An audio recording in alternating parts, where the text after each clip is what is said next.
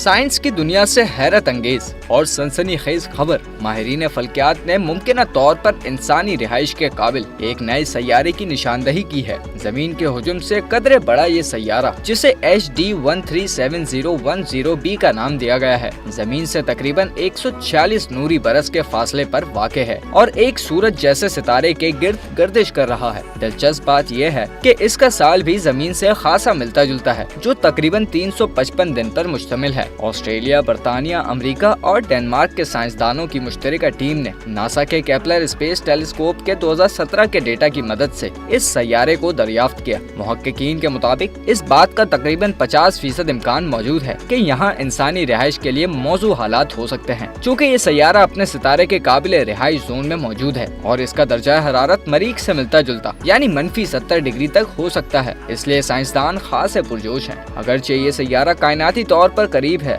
मगर वहाँ तक पहुँचना अब भी हजारों साल का सफर है।